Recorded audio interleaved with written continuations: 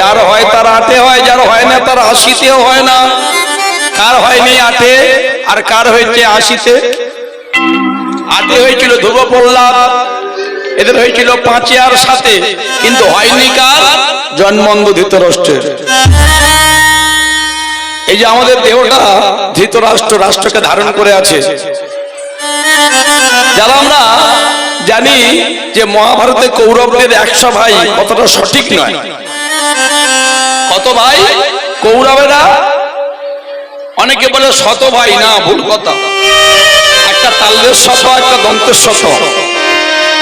যদি সৎ হবে, যদি ধার্মিক হবে, পবিত্র হবে,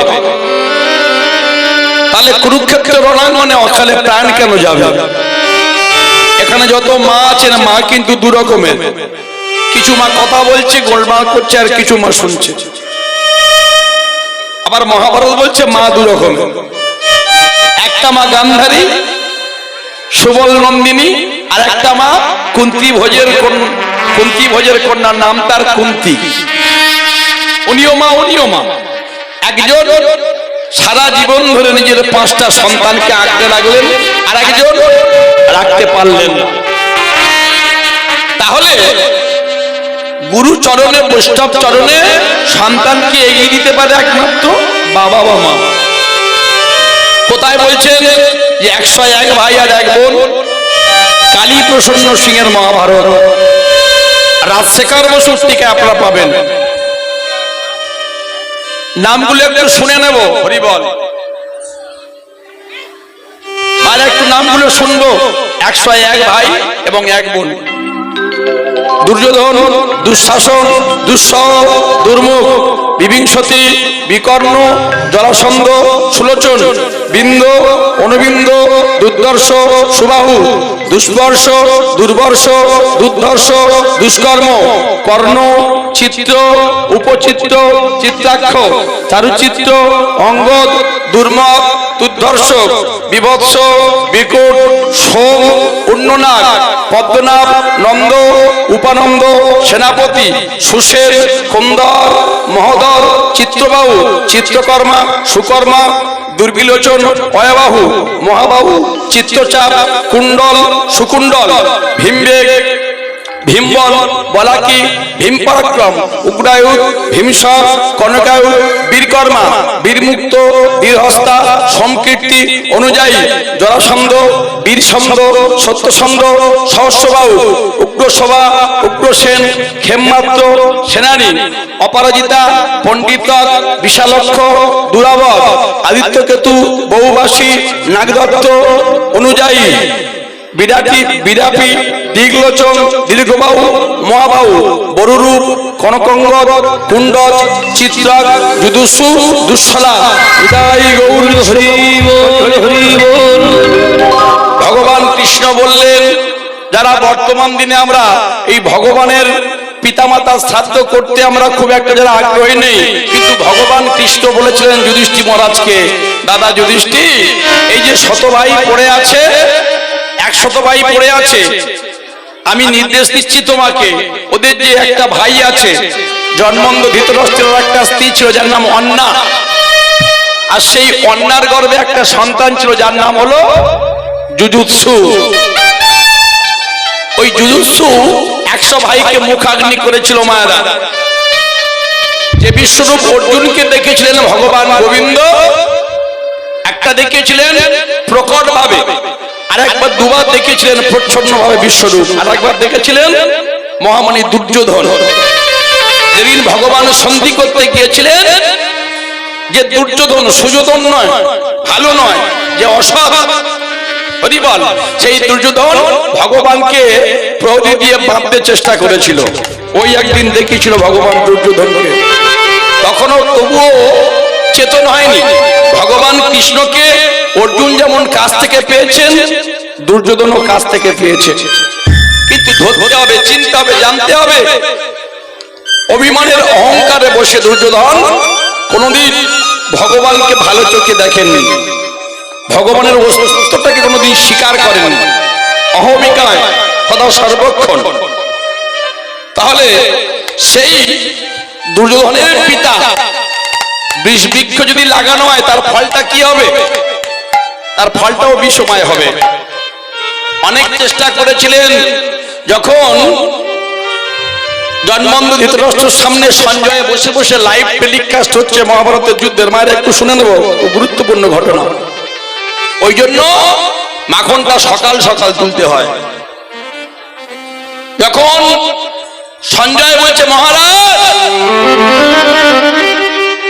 যুদ্ধ তো প্রায় শেষের পথে, যত বড় বড় রথী মহারথী এক এক করে সবাই ভূতলে পতিত হলো। ওই তো দ্বিতীয় পাণ্ডব ভীম দেখতে পাচ্ছি 80 লক্ষ মন গদা নিয়ে তোমার জ্যেষ্ঠ পুত্র দুর্যোধনের দিকে উদ্দেশ্য সাহসে ছুটে চলেছে। ওই তো দেখতে পেলাম তোমার দ্বিতীয় পুত্র দুঃশাসনের বক্ষ ছিঁড়ে রক্তপান করছে, প্রতিজ্ঞা ছিল ক্ষত্রিয়ের। এই কথাগুলো যখন শুনছে জন্মন্ধ ধৃতরাষ্ট্র টকবক করে রক্তে ফুটছে। ভীমের গায়ে ছিল মায়েরা সহস্র হাতির শক্তি, সহস্র হাতির বল, আর জন্মন্ধ ধৃতরাষ্ট্রের গায়ে ছিল 10,000 হাতির বল, 10 সহস্র হস্তির বল। মনে মনে চিন্তা করলো, যদুপতি ভগবান শ্রীকৃষ্ণ কতদিন তোমাদেরকে রক্ষা করবে? তোমরা বনবাসী হয়েছিলে, তোমাদেরকে ইন্দ্রপ্রস্থ বানিয়ে দিল, তোমাদেরকে আবার হস্তিনাপুরে ফিরিয়ে নিয়ে এলো। তবে শেষ খেলাটা আমি খেলবো। মহাভারতের যুদ্ধে যখন সমস্ত সৈন্যগণ মারা পড়ে গেল, সবার মুখাগ্নি করার পরে ভগবান কৃষ্ণ বলছেন, দাদা যুধিষ্ঠির, ভীম, অর্জুন, নকুল, সহদেব, তোমরা 5 ভাই, তোমরা 5 ভাই গিয়ে তোমার জ্যাঠামশাই আর জেঠিমার কাছে ক্ষমা চেয়ে নাও। ধর্মপুত্র যুধিষ্ঠির, যার অন্তরটা ধার্মিক, হাউ করে কাঁপতে কাঁপতে কৃষ্ণের চরণে পড়লো। কৃষ্ণ, ভগবান কৃষ্ণ বলল, আমার চরণে পড়ে কোনো লাভ নেই। যাদের কাছে অন্যায় করেছো, যাদের কাছে যার পুত্র সন্তানদেরকে হত্যা করেছো, তুমি রাজা, তাদের কাছে গিয়ে ক্ষমা চেয়ে নাও, খানিকটা হলেও তারা সান্ত্বনা পাবে। যুধিষ্ঠির 4 ভাই পঞ্চ পাণ্ডব মিলে যখন গিয়ে প্রণাম করেছেন জ্যাঠাইমা গান্ধারীকে, প্রণাম করেছেন, জন্মন্ধ ধৃতরাষ্ট্র করে হাওয়া করে কেঁদে ফেলেছেন মাতা গান্ধারী। ধর্মপুত্র যুধিষ্ঠির বলছে, জ্যাঠাইমা বিশ্বাস করো, ওদেরকে মেরে ফেলার ইচ্ছা আমার ছিল না।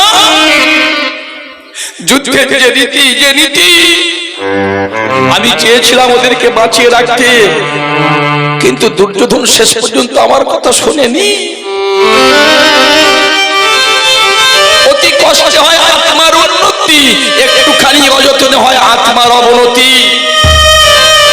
ও কোনোদিন আমার কথা শোনেনি। এবার দ্বিতীয় পাণ্ডব ভীম যখন গান্ধারীকে প্রণাম করেছেন, জ্যাঠাইমা হাওয়া করে কাঁদছেন মাতা গান্ধারী, এগিয়ে চলেছেন জন্মন্ধ ধৃতরাষ্ট্রের দিকে। ধৃতরাষ্ট্র বারবার বলছে, কোথায় ভীম, কোথায় গেল ভীম, ভীম কোথায় গেল ভীম? পরিকল্পনা ছিল, আমার গায়ে যে 10,000 হস্তির বল আছে, যতই ওরাই মহাভারতের যুদ্ধে জয়লাভ করুক, শেষ জয়টা আমি দেখবো। ভীম যেমন আমার পুত্রের বক্ষ চিরে রক্তপান করেছে, আমার জ্যেষ্ঠ পুত্র দুর্যোধনকে অন্যায় ভাবে গদাযুদ্ধ করে উরুভঙ্গ করেছে। ওই ভীমকে যদি কোনোদিন কাছে পাই, আমি ওকে চূর্ণ বিচূর্ণ করে ফেলবো। কিন্তু রাখে হরি মারে কে, আর মারে হরি রাখে কে? অন্তর্যামী ভগবান গোবিন্দ জানতেন যে জন্মন্ধ ধৃতরাষ্ট্র তার ভিতরটাও অন্ধ, সে যেমন বাইরে অন্ধ তেমনি তেমন করে জ্ঞান অন্ধ। যেই ভীম যেতে গেছিল, সঙ্গে সঙ্গে ভগবান বাধা দিয়ে বলছে, ভীম দাদা তুমি সরে যাও। পাঠিয়েছেন অর্জুনকে, অর্জুন গিয়ে প্রণাম করেছেন, পাতায় হাত বুলিয়ে, গায়ে হাত বুলিয়ে বলছে, কে রে, আমার ভীমেলি, ভীমেলি? না না, তো ভীম নয়। ভগবান পাঠিয়েছেন এবার নকুলকে, আবার বলছে ভীমেলি, ভীম তো নয়, ভীম কোথায় গেল? ভগবান ভীমকে দান করিয়ে রেখে দিয়েছেন। সহদেব গেল, প্রণাম করলো, জনবন্ধ ধৃতরাষ্ট্র ভিতরটা আগুনের মতো জ্বলছে, ভীমকে আমি বিনাশ করব। আর ভগবান মনে মনে চিন্তা করলেন, জগৎ সংসারে আমি যাকে রক্ষা করি তাকে মারার ক্ষমতা জগতে আজ পর্যন্ত কারোর হয়নি, আর হবে না। বারবার বলছে ভীম কোথায় গেল, এইবার ভীম বলছে আমি তাহলে এগিয়ে যাই। ভগবান বলল, খবরদার ভীম দাদা, তুমি নিজেকে বড় অহংকারী মনে করো, তোমার গায়ে সে বল নাই যে তুমি জনবন্ধ ধৃতরাষ্ট্রকে আলিঙ্গন করলে তুমি তার ক্ষমতাকে প্রতিহত করতে পারবে। বারবার বলছে ভীম কোথায়, ভীম কোথায়, ভীম কোথায়। আর ভগবান কৃপা করে আগে থেকে একটা লোহার ভীম তৈরি করে রেখে দিয়েছিলেন। বিদায় গৌর হরি হরি হরি বল। বারবার যখন চিৎকার করে ডাকছে আর লোহার ভীমটাকে যেই সম্মুখে দিয়েছেন, সঙ্গে সঙ্গে জনবন্ধ ধৃতরাষ্ট্র বলছেন, ভীম তুমি এসেছো, ভীম তুমি এসেছো। যেই নাকি এমন করে আলিঙ্গন করেছেন, মুহূর্তের মধ্যে সেই লৌহ ভীম চূর্ণ বিচূর্ণ হয়ে পড়ে গেল। চিৎকার করে কেঁদে উঠল যুধিষ্ঠির, হায় হায় আমি এ কি করলাম, আমি যে অন্যায় করলাম, আমি যে অপরাধ করলাম। নানা ধর্মযুদ্ধরা জয়লাভ করেছে, কিন্তু আমি এ কি করে বসলাম। আমি ভীমকে আশীর্বাদ করতে গিয়ে, আলিঙ্গন করতে গিয়ে ওকে আমি মেরে ফেললাম। ভগবান গোবিন্দ পিছন থেকে করতালি দিচ্ছে, বাবা বাবা পিসেমশাই, সত্যি করে বলো তো পিসেমশাই, যেদিন দ্রৌপদীর বস্ত্রটা খুলে নিল সেদিন তুমি চোখে দেখতে পাওনি, কিন্তু কানে কি তুমি সেদিন শুনতে পাওনি? যেদিন পঞ্চ পাণ্ডবকে ওই যে যতগৃহ নির্মাণ করে পুড়িয়ে মারার পরিকল্পনা করলো, তার সঙ্গে তুমি যুক্ত ছিলে, তুমি জানতে। যেদিন ভীমকে বিষের নাড়ু খাইয়ে পাতালে পাঠিয়ে দেওয়া, সেটাও তুমি জানতে।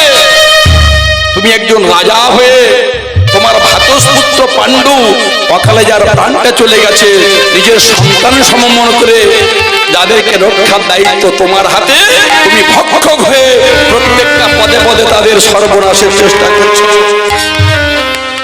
হাও হাও করে কেঁদে লুটিয়ে পড়ল জনবন্ধ ধৃতরাষ্ট্র। ওরে কৃষ্ণ রে, ওরে কৃষ্ণ রে, এতদিন আমি অন্ধ ছিলাম, আমার কোনো দুঃখ হয়নি, আমার কোনো দুঃখ হয়নি। আজকে বড় দেখতে ইচ্ছা করে তোর স্বরূপটা কেমন। এই বিশ্ব ব্রহ্মাণ্ড জগৎ সংসারে তুই যাকে একেবারে কৃপা করিস সে রয়, আর যাকে তুই কৃপা করিস না তার ক্ষয় অবশ্যম্ভাবী। বলো পিসমশা তুমি কি চাও? শেষবারের মতো তুই আমার নয়ন দুটা একবার ফিরিয়ে দে, আমি তো এই রূপ একবার দর্শন করি। ভগবান গোবিন্দ পদ্মহস্ত দিয়ে নয়নটাও উন্মিলন করে দিলেন। কোন নয়ন? আগ্রা চক্রে জ্ঞান নয়ন। আর যেই উন্মিলন করে দিয়েছেন, দেখছেন গোপবেশ বেণুকর, মোহন মুরলীধর, মাথায় সিকি পুচ্ছ, কোটিতে ধটি, চরণে সোনার নুপুর। জনবন্ধ ধৃতরাষ্ট্র বলছে, হে গোবিন্দ,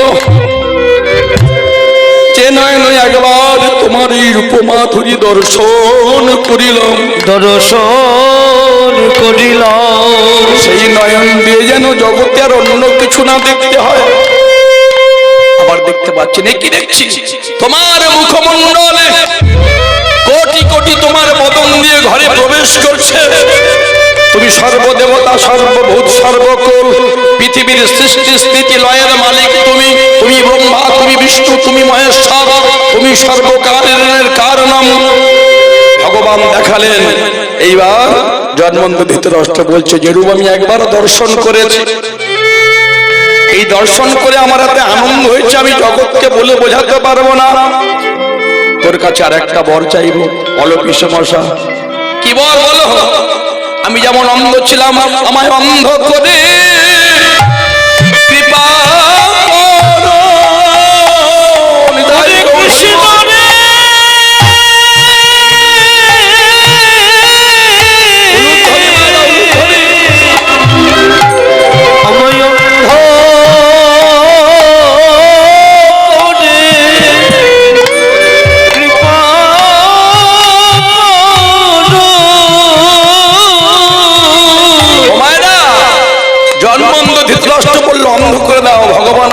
কি নয়ন পাওয়ার জন্য আমার কাছে নয়ন চাই, আর তুমি নয়ন পেয়েও কেমন অন্ধ হবে?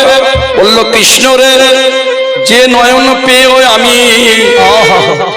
যে নয়ন ফিরে পেয়ে আমি তোর মতো ভগবানকে দর্শন করলাম, সেই নয়নে জগতের অন্য কোনো বস্তু দেখতে চাই না। যদি অন্য কোনো বস্তু দেখি এই কামনা বাসনার প্রার্থনা বলি শেষের দিনে নিয়ে যাও, বলি শেষের দিনে নিয়ে যাও, অর্জুনের মতো সঙ্গে করে, বলি শেষের দিনে আমায় নিয়ে বলি যাও, জন্মে নয় জন্মে জন্মে শেষের দিনে বলি শেষের দিনে নিয়ে যাও, বলি শেষের দিনে আমায় নিয়ে যাও। ভালো লাগুক আর না লাগুক মায়েরা প্রত্যেক দিন খাবেন একটুখানি করে নিম পাতার তিতা, রক্ত শোধন হবে। নিম পাতার তিতা আর সুযোগ পান আর না পান প্রত্যেক দিন পড়বেন এক অধ্যায় করে গীতা। আর যদি তাও না পারেন 18 বার এই গীতার নামটা উচ্চারণ করে গীতাটা সামনে রেখে প্রণাম করবেন। হরিবল ভক্তমন্ডলী মায়েরা, কোথায় ছিলাম? ওই যে ছেলেটার নাম হলো রুইদাস, দেখতে দেখতে বড় হয়ে গেল, বাবা মা বিবাহের ব্যবস্থা করলো। হরিবল বাজারে বাজারে বাজারে বাজারে বাজারে বাজারে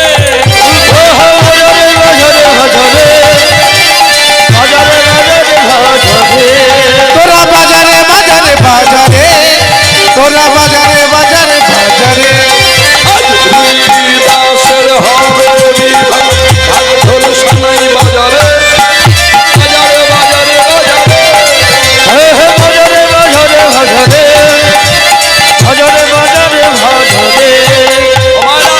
ধুমধাম করে ছেলেটার বিয়ে দেওয়া হলো। তার স্ত্রীর নাম হলো কি? রুইদাসের স্ত্রীর নাম হলো ভানুমতি মায়েরা। আর প্রতিদিন কি করেন? দোকানে গিয়ে বসেন, হরিবল হাতে নিয়ে চরম করে নিয়েছি করম, সদাই জপয়ে রাম নাম, হাতে নিয়ে চর্ম করে নিচে ধর্ম, সদাই জপয়ে রাম নাম। প্রতিদিন দোকানে বসে বসে ভগবান শ্রীরামচন্দ্রের নাম করেন। যেই কৃষ্ণ, সেই জগন্নাথ, সেই ভগবান রামচন্দ্র। হরিবল মায়েরা, আর প্রতিদিন জুতা তৈরি করে বৈষ্ণব সাধুকে দান করতে হয়। দান করলে কি হয়? দানে দুর্গতি খণ্ডন হয়ে যায় মায়েরা।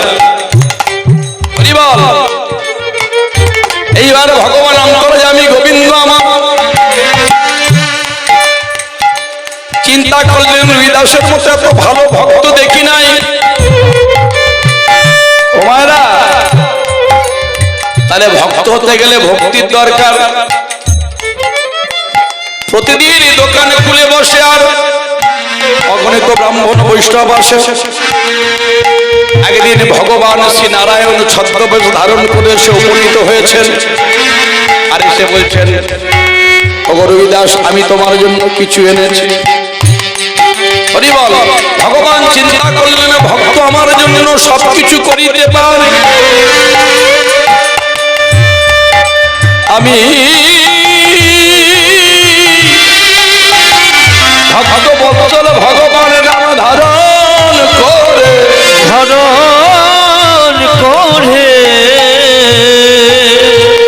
আমার ভক্ত রুইদাস, সে তো বড় গরিব, আমি তাকে ধনী করে দেব। কি করলেন? একটা পরশমণি বাহির করেছেন, করে বলছে, এই দেখো রুইদাস, আমার কাছে একটা পরশমণি আছে, এই পরশমণি লোহায় স্পর্শ করালে সোনা হবে। রুইদাস বলছে, ওগো গোসাই, তোমার পরশমণি লোহায় স্পর্শ করলে সোনা হবে। তোমার কাছে যে পরশমণি, হরিবল, তোমার কাছে যে পরশমণি, সেটা লোহা স্পর্শ করলে সোনা হবে। কিন্তু আমার কাছে এমন পরশমণির সন্ধান আছে যাকে পরশ করাবো তাকেই সেটাই শোনা হবে। মশাই, তোমার ওই পরশমণি যদি লয় স্পর্শ করিয়ে শোনা হয়, সোনা বিক্রয় করে আমার জায়গা হবে, জমি হবে, আমার গাড়ি হবে, বাড়ি হবে, আমার চাকর হবে, বাকর হবে, আমার মূল্যবান কৃষ্ণ ভজনের সময় নষ্ট হয়ে যাবে। বিষয় না বিষয়, ওই বিষয়ের পিছনে আমার মনোনিবেশ হবে। ভগবান চিন্তা করলেন জগতে ভক্ত অনেক দেখেছি, এমন ভক্ত যুধিষ্ঠির রাষ্ট্রযোগে সবাই সেবা করলো, স্বর্গের জয় ঘন্টা বাজেনি, কিন্তু মায়েরা যখন ওই রুইদাস গিয়ে সেবা করলো তখন স্বর্গের জয় ঢাকে বেজে গিয়েছিল। এত বড় ভক্ত কি বললো? বললো তোমার কাছে আবার পরশমণি আছে নাকি? ভগবান ভক্তের মুখে নিজের কথা শুনতে বড় ভালোবাসে, ভালোবাসে। বলো বলো সে পরশমণির কাহিনী। পিতৃ সত্য পালিবারে রাম গিয়েছিল বলে সীতামাকে সঙ্গে লয়ে অনুজ লক্ষণ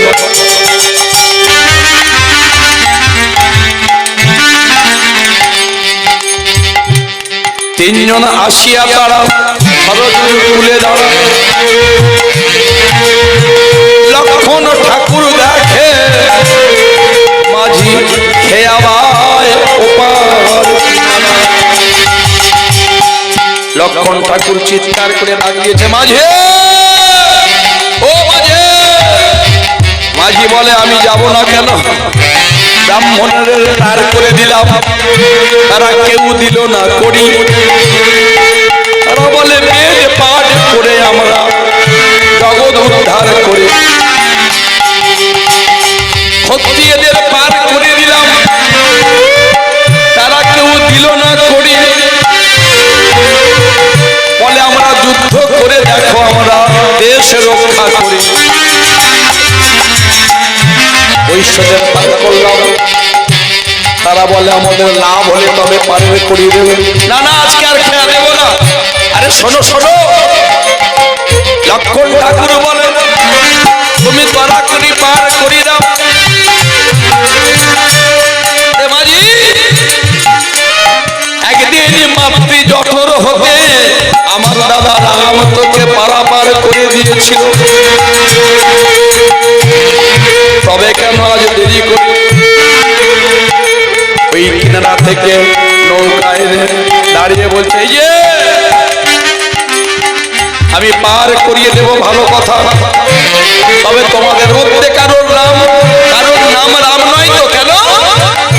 কে নাকি একজন অযোধ্যা থেকে এসেছে, তার নাম রাম। পাথরের খণ্ডে চরণ লেগে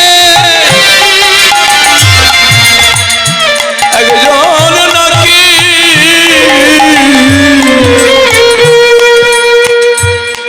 মানবিনী হয়েছে। অভিশপ্ত অহল্যা দেখো পাথর হইয়াছিল পরি, আপনি কৃপা করিল আমার ভগবান রাম গুরু।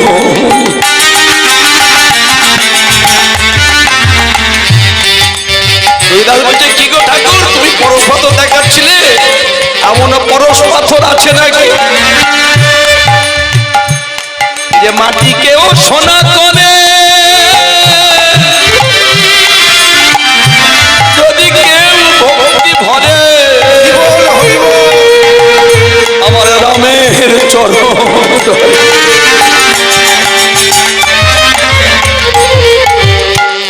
মাঝি বলছে না না, আমি পার করাবো না, যদি রাম নামে কেউ হয়। বললো হ্যাঁ রে মাঝি, তুই আজকে পারটা করিয়ে নে, শেষের দিনে তোর যখন থাকবে না কোনো করি, আমার দাদা সেই বলবো বিহারি তোকে বিনামূল্যে পার করে দেবে।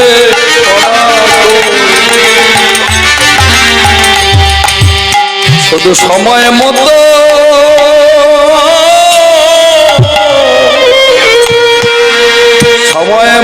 চরণ ধর, বলে সময় মতো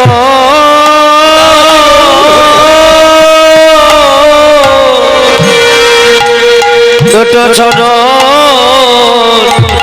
চরণ ধর।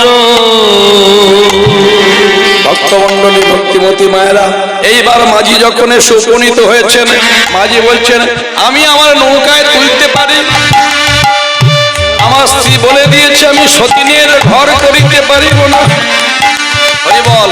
এই যে লক্ষণ ঠাকুর তোমার দাদাকে বলো, তোমার দাদাকে বলো চরণ ধৌত করে তবে এই নৌকার মধ্যে উঠতে হবে। ও মায়েরা, চরণ ধৌত করে তবে নৌকার মধ্যে উঠতে হবে। হরি বল। কি করলেন?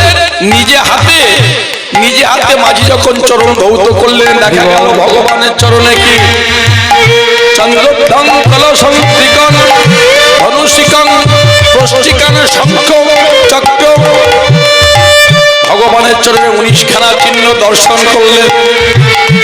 আর ভগবান রামচন্দ্র তাকে আলিঙ্গন দিলেন। তাই গৌর হরি হরি বল।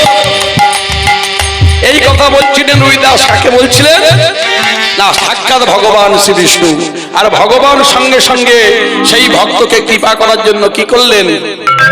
সঙ্গে সঙ্গে দেখালেন শঙ্খ চক্র গদা পদ্মধারী চতুর্ভুজ ভগবান শ্রীনারায়ণ। আর বলে গেলেন তুমি এই পরশমণি বিক্রয় করে একটা মন্দির নির্মাণ করবে, আর মন্দির নির্মাণ করে জগতের মানুষকে দীক্ষা দান করবে, জগতের মানুষকে ভক্তির পথ দেখাবে। কিন্তু মায়েরা, এই দীক্ষা দান করতে করতে মেবাড়ির রানী ঝালিবাই এসে যখন দীক্ষা নিল, তখন বারাণসীর সমস্ত ব্রাহ্মণ কুল তারা কি বলল? না, ব্রাহ্মণ কুল তারা বলল যে আমরা ব্রাহ্মণ হয়ে যে কর্ম করতে পারি না, তুমি একটা নিচু কুলে জন্ম নিয়ে তোমার পৈতা কোথায়? তুমি মানুষ কেমন করে দীক্ষা দাও? বলেছিল ভক্ত শ্রেষ্ঠ রবিদাস, যে পৈতা আমার হৃদয়ের ভিতরে আছে। কোথায় আছে? আমার হৃদয়ের ভিতরে। সঙ্গে সঙ্গে ব্রাহ্মণগণ ওই শালিত ছুরিকা নিয়ে গাটা কেটে দিয়েছিল। খণ্ড খণ্ড হইল দেহ, নাহি গেল দেখা। সমস্ত অঙ্গ দিয়ে যখন নদীর ধারা নির্গত হচ্ছে, ও মায়েরা, তখন চিৎকার করে ডাক দিল গুরুদেবের নাম ধরে। এবার গুরুদেবের নাম ধরি ডাকিতে লাগিল, গুরুদেবের নাম ধরি ডাকিতে লাগিল। গুরুদেবে আসি তখন দর্শন দিলা, বলি গুরুদেবে আসি তখন দর্শন দিলা। কেমন শিষ্য, কেমন গুরুদেব? গুরুদেব এসে বললেন তোমরা এত বড় অপদার্থের দল, ব্রাহ্মণ হয়ে চণ্ডাল হয় যদি হরি না ভজে, আর মুচি হয়ে সুচি হয় যদি কৃষ্ণ ভজে, আর ব্রাহ্মণ হয়ে চণ্ডাল হয় সে যদি হরি ভজন না করে। পদ্ম হস্ত দিয়ে অঙ্গ বলিয়ে দিলেন, দেহটা শীতল হয়ে গেল। আর